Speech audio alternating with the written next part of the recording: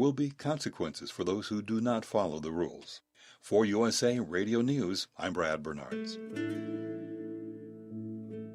Chronicles of Hope is essential reading for seekers of inspiration and spiritual empowerment. This series offers nourishment for those on a path of increased awareness at this challenging time. Inspired by higher sources of wisdom, Chronicles of Hope delivers messages to lift your spirit with a roadmap of hope and guidelines for living a life of expanded consciousness. The guides offer powerful insight for mental, emotional, and spiritual growth at this critical tipping point for humanity. The message is clear. We must change. We have the power to raise our vibrational energy individually and collectively before it's too late. I am Lois Herman, author of the best-selling Chronicles of Hope series and host of the Inspiring Hope radio show at WSMN.live or 95.3 FM. You can find me at loisherman.com or chroniclesofhope.net. The views and opinions of the following show do not reflect those of WSMN, its owners, and/or associates.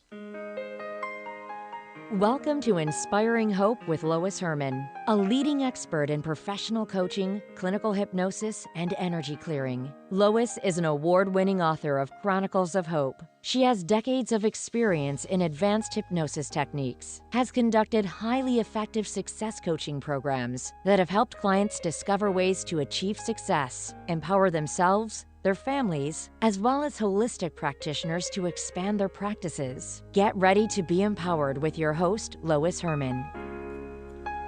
Good morning and welcome to Inspiring Hope. I am your host, Lois Herman, and I'm here to inspire you with positive messages and celebrate people who are making a difference in our world.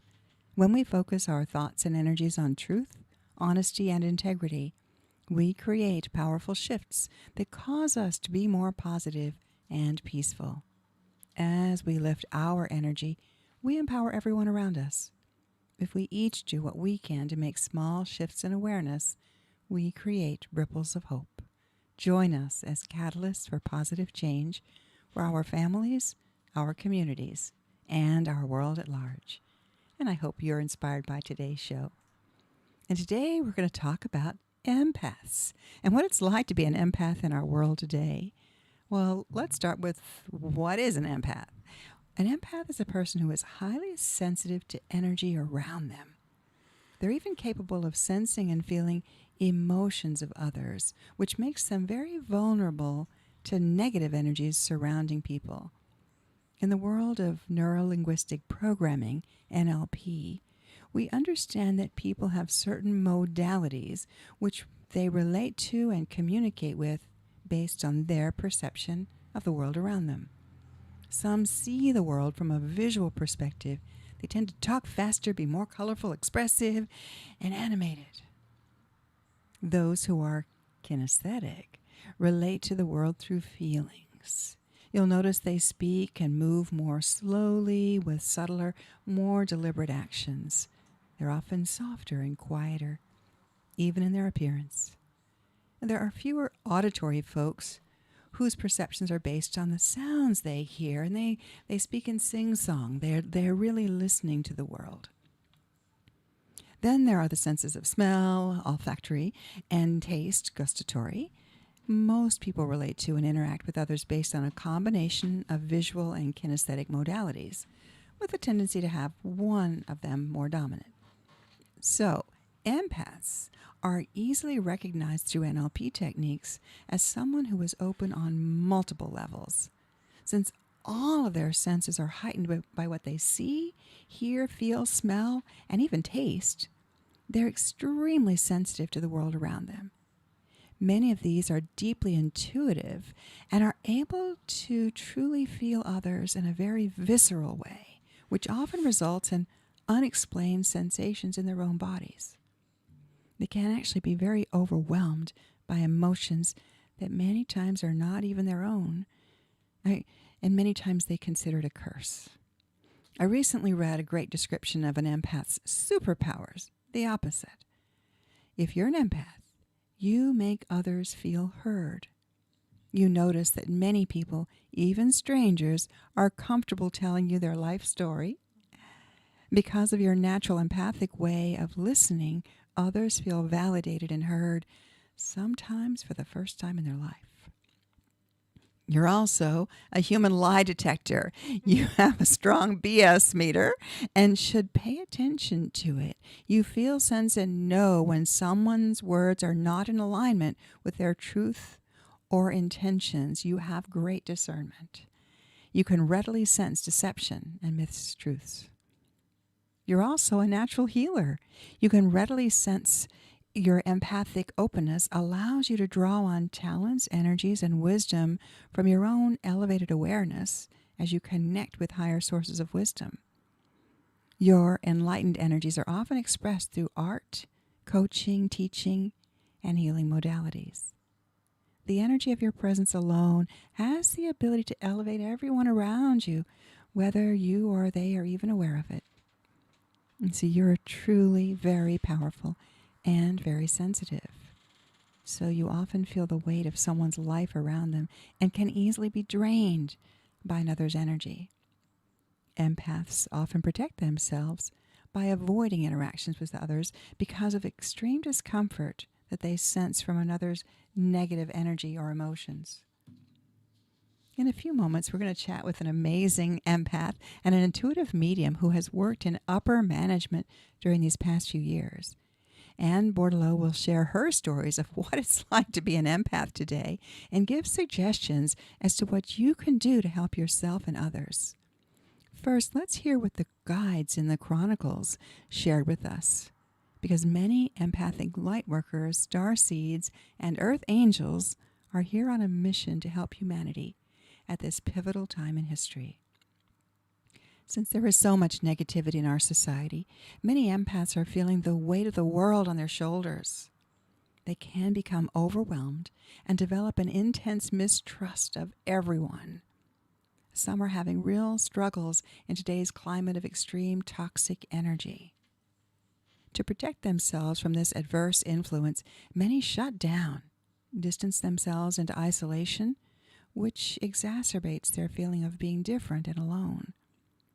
An empath really does need to retreat momentarily from people for personal rejuvenation. Yet pulling completely away from others is detrimental to their own well-being. They're here as way showers, literally to show others the way. If you have an empath in your life, respect their abilities and heed their keen sense of awareness. Much like the canary in a coal mine, they sense emotional distress before others are even aware of it. Empaths do need to learn ways to handle the intense energy they detect and protect themselves from taking on too much. My heart goes out to our youth today who are surrounded by toxic energy in the schools and feel lost and alone without truly understanding what's going on. Just know you're here for a reason. We need you to light the path to peace. Some are high vibrational energy warriors who are here to challenge status quo and fight for change.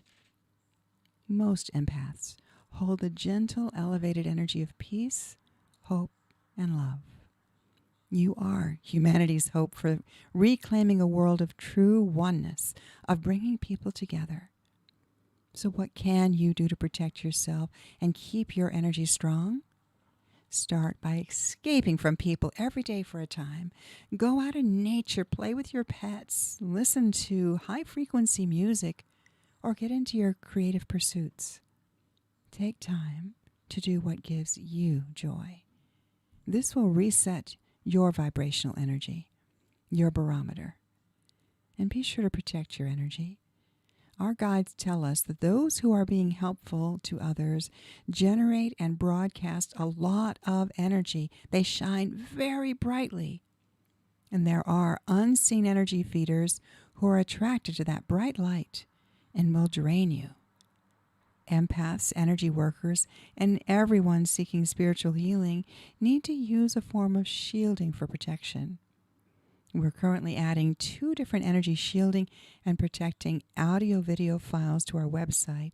You're welcome to use them to create sacred space and balance your energy on a regular basis whenever you need to use them.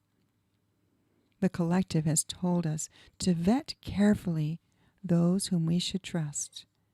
When we trust our own intuitive knowing, our spiritual self, to truly sense the nature of others, then we know with certainty whom to trust, to be open to, and share.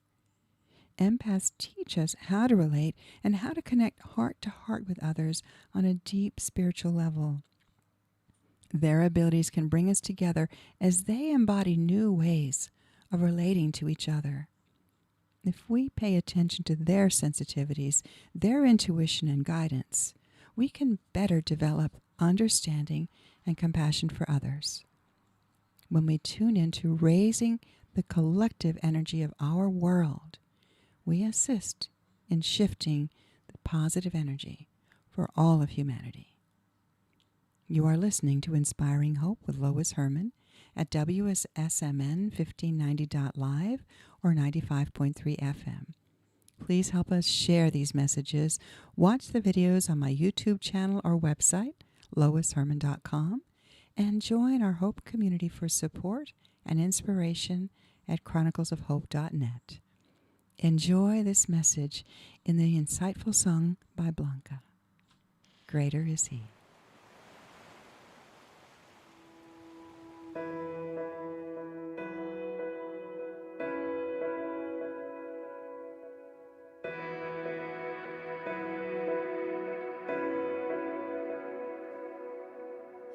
I face a giant in over my head. Help me to look up. I take a deep breath and take the next step.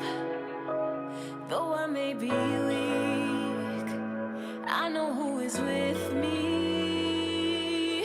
And greater is He living in me than he who is in the world.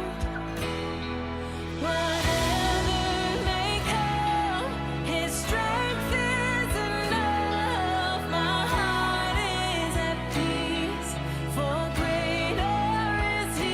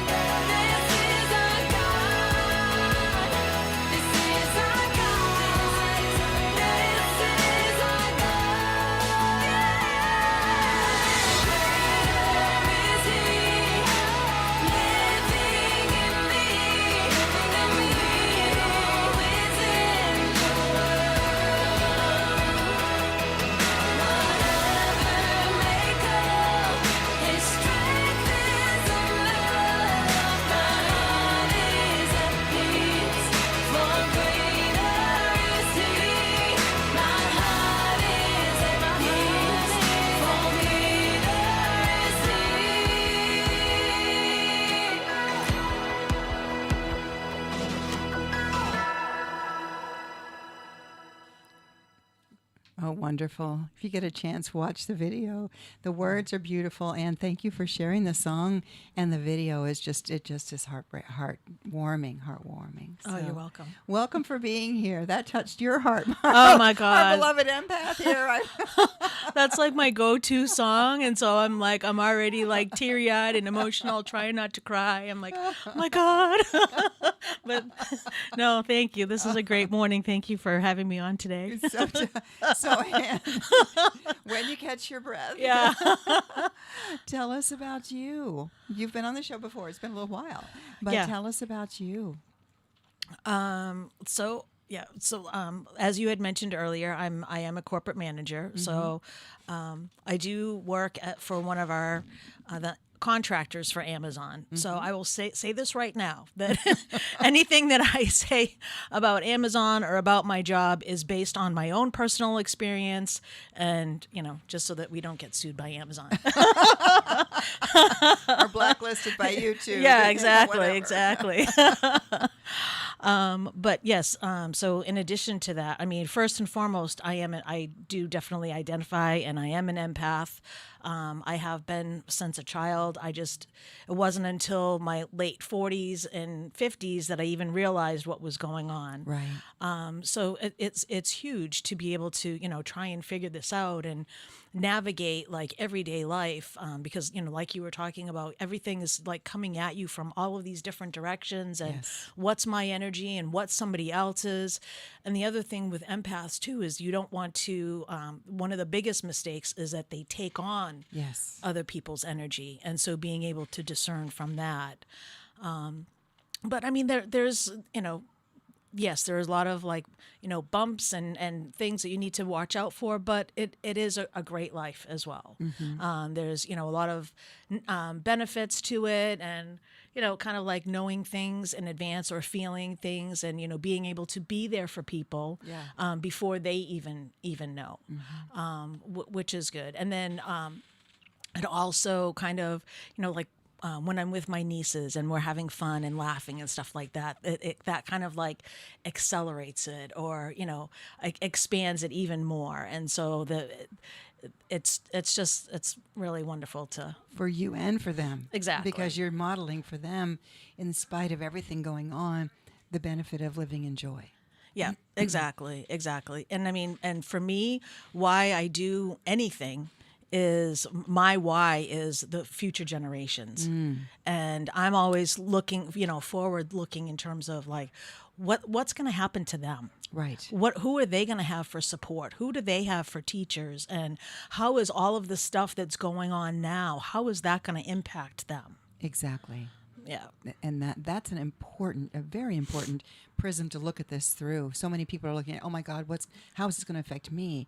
But you're right. What we have to do is look at this and plan for the future, make decisions based on what's going to happen to our youth, to our future, because they are our future. Oh yeah, absolutely. And I mean, whether you're an empath, I'm also a psychic medium on top of that, but you and I are both energy clearers, and other healers and so forth, and we're here for a life of service. And it's like, so it's not about us. It's not an ego thing. And that's, I think, another thing that that people need to kind of be able to check. And it's like, well, why am I doing this? Am I doing it because of ego, or because it's like, this is really what I'm being guided to do? Because a lot of times people will say, oh, well, you were right. It's not about me being right. I'm going to tell you the information that I get because that's what I'm being guided. And that's to help. It's to be of service, because this is a life of service. And it's up to the person what to do with the information Exactly. that is given to them. Exactly. Yes. Exactly. And like anything else, I mean, you take what resonates with you, Right. and then you leave the rest, because what resonates you first and foremost is that's your next step. Everybody's looking at, well, what do I do next? Well, what resonates with you? Take that information, and that's where you can start, and then you'll get, the other lights on the path will start to turn on. And when in doubt, don't take a step yet. Get yourself cleared, centered, especially an empath, because you're confused by so much of the toxic energy. And I keep calling it toxic because that's what it is. There's a lot of toxic fear-based energy out there that interferes with our receptivity for our truth.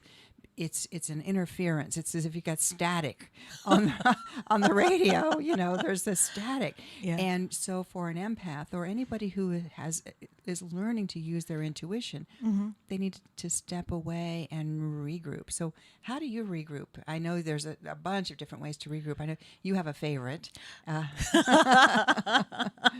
My favorite is floating. And so if anybody is not familiar with floating, it's basically you're in like this big pod, looks like an egg, and it has salt or salt water in it, and it's the same density as the Dead Sea. So you go in. The water is usually kept at like body temperature, so it's nice and warm. You go in, you close the hatch, and then for me, it's complete sensory deprivation. They usually have like a little button for music and for lights in there. So you can choose to have those on, or you can turn them off. To me, that's like my quiet place. Well, sure. As an empath, you're picking up on everything else.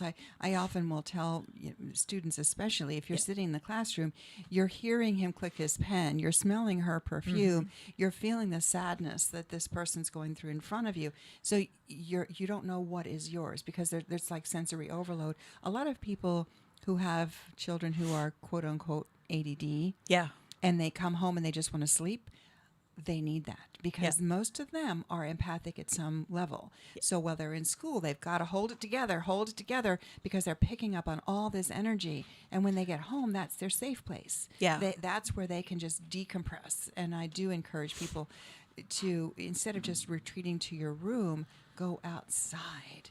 Ground into nature, watch the birds, play with the pet, do something to really shake off everything that you've picked up during the day. Does that make sense to you? Oh, yeah, absolutely. Absolutely. And I think the other day we were talking about, so Zac Efron has a series called Down to Earth. I think it was on Netflix or something like that. You might be able to find it on YouTube now. But it was really good because he and a friend of his went, and his friend is, I wish I could remember his name, but they travel all over the world to different things. So like they went to Iceland and they learned all about the different, how they do their energy and stuff there.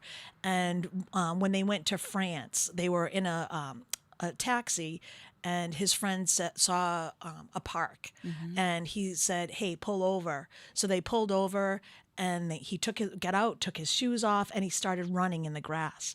And Zach is just kind of like looking at him like, "What are you doing?" And he's like, he goes, "I'm grounding." He goes, "I'm getting in touch with the energy and the nature here, so that it will help reset my circadian rhythm, so that way it reduces the jet lag or almost eliminates the jet lag."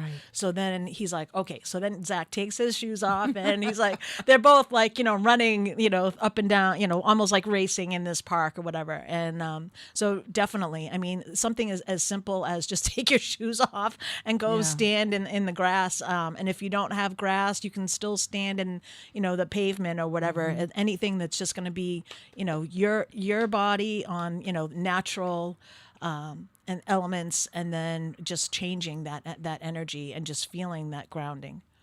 And if you're inside, you can surround yourself with plants. You can touch the plants. Oh, yeah. Again, pets are natural energy balancers. Play with your pet. They also are picking up. A lot of the pets are picking up on the negative energy too. Oh, yeah. So, being able to play with them and help to ground them is important too, because they're people too. Oh, yeah. They pick up on all this. They pick up on our energy. So as we do things that give us joy, to get them back into play mode and to get you into laughter play mode, then that will help to balance. But so many, especially the students, the young, are dealing with this and they don't know what's going on as our young empaths.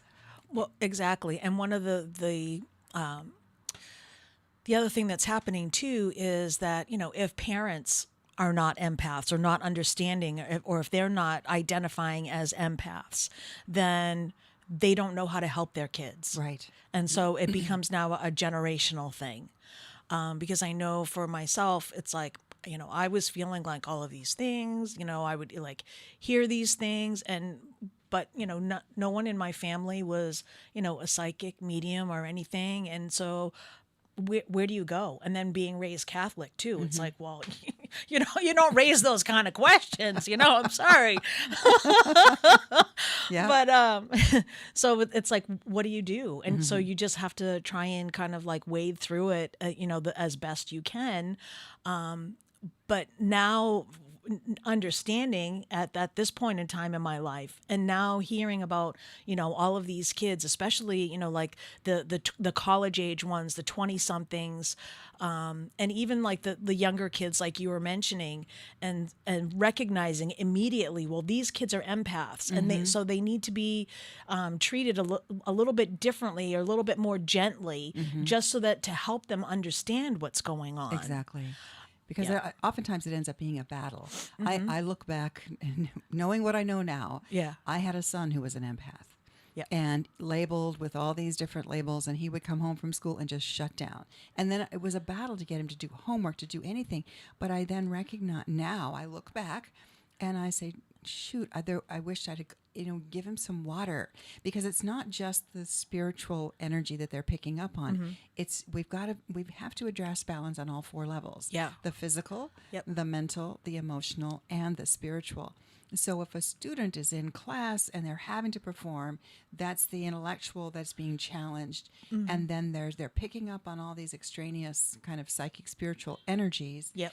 But then their physical tends to get overloaded. So again, giving them some water to reset the body. What could I have? I'm looking back and thinking, what could I have done to have helped him better integrate? Because it was a real challenge. Genius IQ kid, but wouldn't do his homework because he was so overwhelmed. By the time he got home, completely shut down. And so we did end up having him do the homework at school or do different things. But it was a real challenge for me as a parent. And now that I see these kids and I see that so many of the parents are more in tune, which is great. Oh, yeah. Which is so good, because these guys need to be nurtured a little differently. Yep, absolutely. And I think that one of the reasons why the parents are more aware is because we are awakening on a global scale even more. I mean, we have, for decades, but it's even more prevalent now. And so I think people are being more aware of it. They're understanding toxic energy, even if they don't, they're not relating it necessarily to a spiritual level, but they're understanding, well, this person is like always negative, and it's like I feel really drained when I'm around them.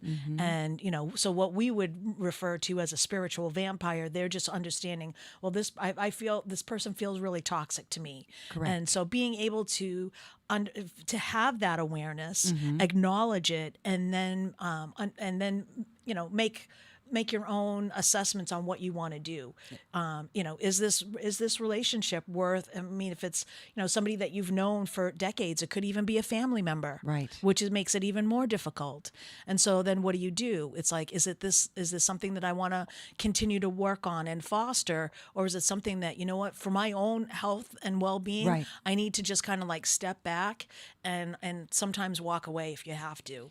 I often refer to it as limiting toxic exposure. So if you've got a challenging person in your life, limit your exposure. If you've got to be around, like we're around all of this electromagnetic energy in this room. And that's another piece of exposure that we've got our cell phones. We need to turn off the Wi-Fi. If the cell phone is by your bed at night, turn off the Wi-Fi so that you're not using or being exposed to that toxic energy. Make sure that the place that you sleep is free of any of these, of the EMF, the electromagnetic frequency, because we will react and respond to those unseen energies, especially an empath. Oh yeah, absolutely. And for me, there was already a TV in the room that I have, in my bedroom that I have. So I can't get away from that, but I do make sure that the TV is off when I go to bed. And then I have a little salt lamp. Yes. So that helps to, balance out and get rid of some of the negative ions or whatever. And then I wear my shungite, yeah. because that's carbon based, and so that helps to dispel a lot of the EMFs as well.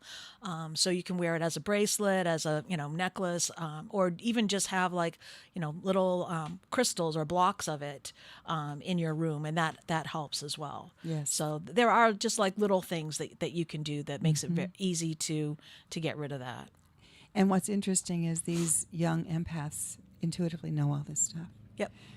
I was at a crystal shop not long ago, and I was delightfully surprised by the number of young people in there going, "Mom, this is labradorite," and they're teaching their mothers. They know this stuff. They're coming in. These little star seeds are coming in with knowing. And what we have to do is validate instead of dissuading them. Validate what their knowing is, because we need them. They're our way showers, as I was saying. They're the ones that are going to carry this next generation through the madness. Yeah, absolutely. And so when you were just saying that, it reminded me of that old saying is that, when we're born into this world, we know everything. And then we just get more stupid, or we lose that intelligence as we get older. Well, it's also sometimes shamed out of us, depending on our religious belief. Oh, well, you can't say that. No, you have to fit the mold. Yeah. And there's a lot more of that from what we're understanding. People are not as free to express. And these empaths feel that constriction even stronger because they are experiential beings. They're experiencing the world on all levels, and they need to be able to express. Yep. They need to have an outlet for expression, be it writing, drawing, whatever. They need to have a way of expressing their feelings without being censored or biased or shamed or blamed or whatever, just allowing them to be themselves. Oh, yeah. Yeah, absolutely. Absolutely. And understanding all of the energies behind it as well is really important, because everything is energy. Yes. So, I mean, once, everything, whether you're moving, whether it be, like this desk, and it's everything is moving. It's just at a different frequency, and at a different pace. And so for me, one of the things that really helps is just realizing that. And so when instances occur, then I'm like, okay, well, wait a minute. I'm going to take a step back, and I'm going to understand everything is energy. And so now I can look at it from that perspective, and especially in terms of, like physical ailments and so forth, because you mentioned the 4 bodies before. Yes. So usually it's like, you start to get information on the spiritual level first. And if you're not paying attention, then it comes in, on the emotional level. Still not paying attention. All right, now we're going to come in on the mental. And it's like, it's still not paying attention. A last ditch effort is a physical. Right. So usually, like, if there's any kind of like physical pain, I immediately go right to Google, and I'm like, spiritual meaning of, like, Or DuckDuckGo. Yeah. Go to a search engine. Yeah. I'm a big proponent of avoiding some of these. It's interesting. If you were to search the same thing on 2 different search engines, you might get a completely different result. But anyway, we're going off on another different tangent. But yes, finding out what is the spiritual meaning behind it, or the energy behind it. And Yeah, exactly. I remember I was just talking to a dear friend about an eye issue. And a couple of years ago, I kept having styes. I kept having styes in my eyes. Sty. I'm like, why? It would disappear from one eye, then it would go to the other. And I kept thinking, why is this? And I ended up doing a journey. And the goddess Isis came through, and she was very strong with me and said, we know. She's very strong. And she said, you need to pay attention to what you're seeing. You're being blinded by, you need to discern. You've got to open your eyes to truth. And it was really very profound for me. And that's what's happening around our world right now, is people need to open their eyes to truth. There's a lot of deception. And I was going through my awakening to pay attention viscerally to what is going on without being deceived by the smoke and mirrors, the games that are being played. So we have to pay attention with our intuitive eyes. Oh, absolutely. And so our physical eyes are going to get clouded, and Yep. that's what was happening. And when you've got a sty, you can't see. There's this film. It's annoying and it's gritty and it's icky. But it was. You're right. There was a spiritual or a meaning behind that I needed to pay attention to. Exactly. And the other thing too is what side of the body is it happening? So if Okay. it was your right eye, Yeah. so if your body, if you split yourself down in half, right down the middle and the front, so the right side of your body is the male energy, Okay. and then the left side of your body is the female energy. Mm-hmm. So if it was your right eye that you were having those styes in, then yes, it's looking at things differently, but also the person or that energy that's coming at you that you need to look at differently is coming from possibly a male. Or a male influence in your memory. Yes. Because many of us doing the hypnosis type of Yeah. energy work that we do to help heal, it could be something that was imprinted in our memory, Yep. the mind, that came from a strong authoritative male figure or an influential, shall we say, male figure in our life Yep. that we have to address and stand up and reclaim that masculine energy. Does Yep. that make sense? Yep. Oh, yeah, absolutely. Absolutely. So, but these are just like little things that you Yeah. can, you start to like peel back the layers. And it's like when you start to like investigate and do the research, it's like, oh, well, that's really interesting. And then that helps with like future instances because it's like, okay, well, this happened to me before, or, maybe somebody else is going through the same thing. Well, this is what happened to me. Go ahead and research this now. And then gives you clues to what actually is going on in your life and being able to work with that energy and change it up so that it relieves some of that, whatever is that ailment or whatever is going on. And one of the things that's really important in this, especially for empaths or others who are on a spiritual quested path, is we have to go through our past pains, be it past this life, past lives, in order Oh my goodness, yes, we do. Oh. in order to stand in our power now. Yeah. I would not be able to speak if I had not gone through, because I have been beheaded, as have you. I have to, yes. And I've been hung as a witch, as have you, I think. Yeah. Oh, yes, we share some common past. And for speaking out, for Yeah. speaking our truths. Exactly. So many people have. We're not alone. There have been a lot of people. If you watch any sort of or learn any sort of history, how many people have had their throat slit or stabbed in different places, and that wound is still there for fighting for what they believe in. So then what happens is in this life we still have that memory, be it a DNA genetic memory or be it a past life memory. Yeah. We still have that visceral reaction when we go to speak our truth and then we get shut down. We have a hard time articulating for ourselves or standing in our power because of our past memories that we were trained to, that trained us. Yeah. So we have to go in and investigate, and it takes courage to do that. Oh yeah, absolutely. In order to put that in the, I got it now. I understand it now. I can let go of whatever's holding me back and allowing me to speak freely, to be myself, Yeah. to be who I'm supposed to be. Oh yeah, and it's amazing because I mean, I've done some hypnosis sessions Yes. with you and so forth, and some of the things that I would normally have gravitated to in the past, after having done the clearing session and clearing that past life, those are not there anymore. It's like, because it was that energy, it wasn't necessarily in this lifetime, but it was in the past or whatever, I don't want to, do I say attachments? You can. You say whatever you want. George says say whatever you want. Whatever was stuck in my energy field. Yes. And so it was that influence, it was that energy that was coming through. Right. And so that's one of the things, again, that we were talking about being an empath.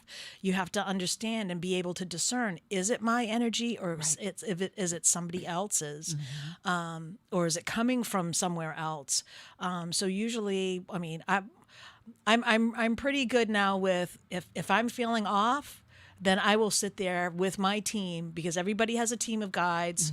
You know, whether you like it or not, or whether you understand or not, everybody was born with their own team of angels, guides, whatever you want to call them, around them.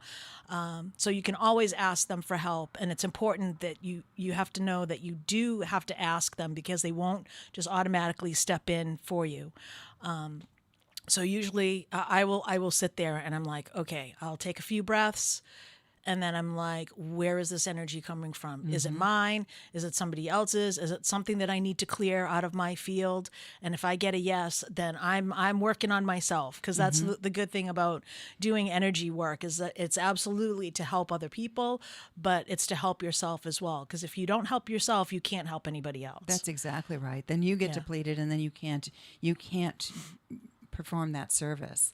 And as I mentioned in the opening monologue, the guides have told us, and we both know this, when we do this kind of work, when we do any kind of energy work, and an empath is going to automatically be a little bit shinier, brighter star. They just are. Yeah. And so therefore, there are low-level energies that are attracted to that bright light, be it doing Reiki or other kind of energy work. You're shining exponentially brighter. You have to do protection around your space that you're working on this in order to deflect anything negative. And we've done some of those clearings on the show, and people have asked me, so I just recorded at the initial sacred space and the energy clearing technique that Kathy and I, along with the others on the team, were given for clearing toxic energy based on all the exposure people are having now with the different shall we say, toxic elements in our environment. That's very politically correct. People who get it. And we get exposed to that too. Yeah. So we recognize, okay, I'm off. I'm not usually a grumpy person, but I'll recognize when I'm grumpy. It's kind of like that commercial, give her a Snickers bar. Oh yeah, exactly. So I know when I'm recognized that something is off with me, or with one of my good friends, I now have the ability to say, can we do a clearing for you? Yeah. But we need to clear our energy and in order to keep on our path. And I wanted to also comment that your discussion about that we come in with a group of guides. Yeah. And we're hesitant to ask, many of us, based on our religious-based upbringing, that we're not worthy. Well, turn that around. Yeah. Think about it, that we are the delegate on Earth plane who's feeling these emotions. Oh, yeah. These guides, these angels, these amazing wise ones are feeling, they're euphoric. They don't feel this dense, horrible energy that we're feeling. So we're kind of the delegate from the team. And if we don't ask, we don't get. So we now know that we need to ask, because we're here on a mission. Yep. And the only way to fulfill our mission is to keep our energy strong. So we tap into our guides and say, yo, hey guys, I need a little help here. Yeah. And they're right there, because we're part of the team. Yeah, absolutely. It's not they're better than or higher. They might have a higher vibrational frequency than us, of course, because they're not in human form, right? Exactly. And I'm also laughing because I'm like, it's likely that you will probably argue with your team as well. So be prepared for that, because as you just said, it's like they are not here on this, and so I am constantly reminding them, hey, I'm here. I'm willing to do all of this stuff, but I need some help here, and and I have to laugh, and sometimes they'll be like, well, this is the contract that you signed. And whenever I hear that, I always go back to when we did that retreat with Rose up in Vermont. Yes, yeah. And where she said, well, I must have been drunk when I signed that contract. And she goes, I'm going to be more careful next time. Well, But there's also 2 signatures or more on the contract. So they've also signed a contract, a commitment to us too. Yeah. Because many times those of us who are empaths or who are on this path realize that it's not an easy path. Yeah. You know, our early childhood was not easy at all. And so to me, it was sort of like earning the PhD through life. Exactly. Yeah. Walking through this to learn how to do what we do to keep our energy strong so that we can help and be the way showers for others. And it's not easy. And it's important to recognize that there are others like you, like us. We find each other. That's been this. We're talking a lot about the 5D, 3D worlds. Yeah. We're already in the 5D world. Oh, Some of us absolutely. that Absolutely. are finding each other so easily. And when you're around other 5D people, we have these kind of conversations, and it's just fun. And when you're around, I hate to say it, but when you're around a 3D person, we'll have these conversations, and they look at you like you've got 3 heads. It's like, yep, you're seeing all my energies. Right? Exactly. But I think that, part of it too is that, we are here as teachers. Yes. And so it's about, we're so ingrained still in the 3D because in order to teach, you have to be able to relate to them on that level. Exactly. And I think that was one of the things when I was in Sedona. There was like so many practitioners and so forth that thought that, I'm already like way up here and, in this 5D world. And so I don't need to do anything else. I don't need to keep clearing myself or whatever. And it's like, no, how can you help people if you're up here?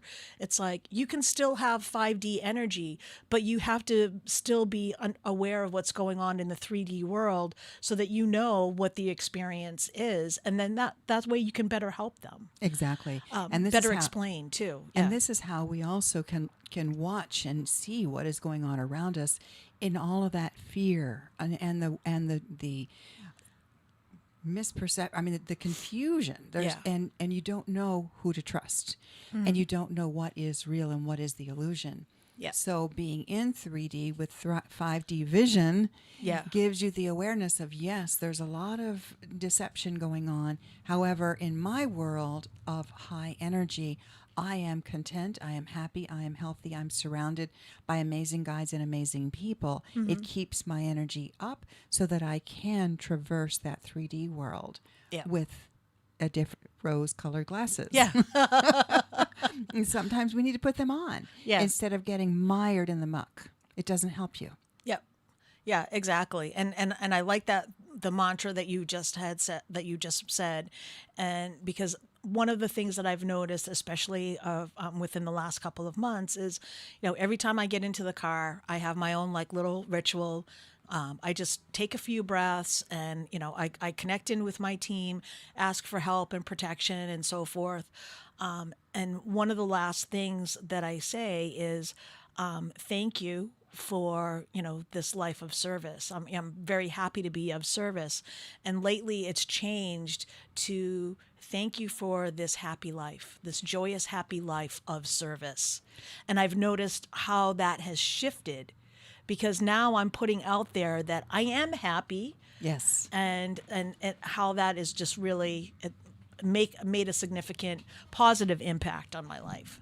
I absolutely agree. I've recently, based on Cheryl was on a show a couple of months ago, and she put that little mantra out there, and I've embraced it. Yeah. So that every morning when I do my sacred space and I set my intention for the day to be of service with joy, just adding that little with joy makes all the difference in the world because you've set the intention and you are moving in that vibe of joy. Just saying the word joy is a different energy.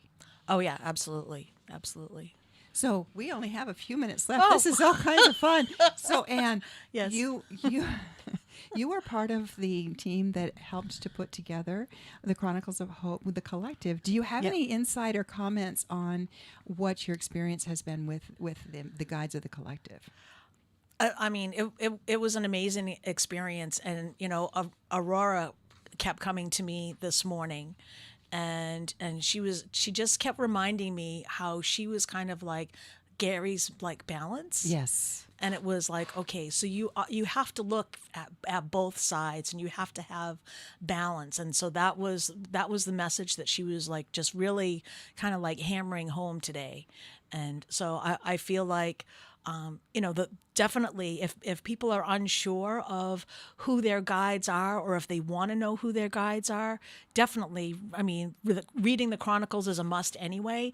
But I think that because of, like Aurora and Jesus and Mother Gaia and Archangel Michael in these books, it's like it also helps to find out what's going to resonate. And those guides may be, one of your guides, because your guides are going to interchange, many times over the course of your lifetime based on their expertise and what it is that you're supposed to be learning at that period of time in your life. And so I definitely think that the Chronicles, it has messages for everybody.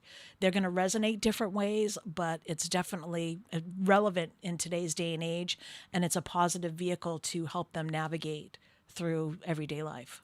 I know we've got our community that meets, and we're going back through Yeah. the different messages. And every time I go through it again, it's like, oh my gosh. Now even it's like a new level of awareness, a new level of understanding. And I want you to elaborate on something you said before we started. Oh. We were talking about, the news was on about the fires and the floods. And, Oh, yeah. And in the Chronicles, Mother Gaia said, if you guys don't get this right, I'm going to step in here. And I just was commenting about, oh my gosh, all the fires and the floods, that's just got to be so hard. And what was your comment? Oh, well, that Mother Gaia was doing it because it's like she has to expel, all of the toxicity as well. And the visual, I don't have to go to all right, I won't go to the visual, but it's like, yeah, it's basically, it's like she's given us plenty of opportunity and plenty of time. And, there's different activist groups, or whatever, different ways of, or different voices, I should say, that have tried to get the information out and saying, hey, if you don't stop this and you don't start taking care of the planet, these could be disastrous results. And so if you're not going to listen, then I'm sorry, but she's just going to take charge, and that's what she's doing. Yep. And it's self-preservation. Yes, yeah. She has an incredible energy, and we are her children on this planet, and we need to respect each other and her as our mother. And as she's come through before, if Mama ain't happy, ain't nobody happy, and she's not real happy with the way the children are behaving right now. So the people are being put in timeout, and people are having to step up, but we're having to help people, especially the empaths who are feeling all this, to stand in their power, because we need you to help hold the energy and to help be the way shower. Please, to the empaths out there, if you need help, reach out to Anne, to myself. How can we find you, Anne? You're getting ready to go off on an amazing journey too, but how can people find you? So I do have a website. So it's www.ann Bordeleau. It's BORDELEAU.com. I'm also on Facebook as Anne Marie, and so my little profile picture, you'll see I have my glasses on and my Amazon shirt. So those are probably the two best ways to reach out and get in touch with Wonderful. me. Yeah, thank you. And there are other ways to reach out to connect with other empaths, and that's what you need to do. You need to find other people of like mind that you can have a heart-to-heart conversation with, so you don't feel so nutty. Yeah, because it's real. What you're feeling is real, and your feelings must be validated. Absolutely. And you've got to be helped through this. So we have 1 minute left. Any last thoughts or insights, Anne? I just wanted to say thank you so much for having me on today. This has been awesome. I mean, from the moment that we met, we knew that we were like soul sisters. So it's always great to be with you and catch up, and just be in the positive energy. This was wonderful. Thank you for bringing your positive energy. Thank and you. thank you, listeners, for being here. Until next week, look up, stay positive, and be the light in someone's day. God bless.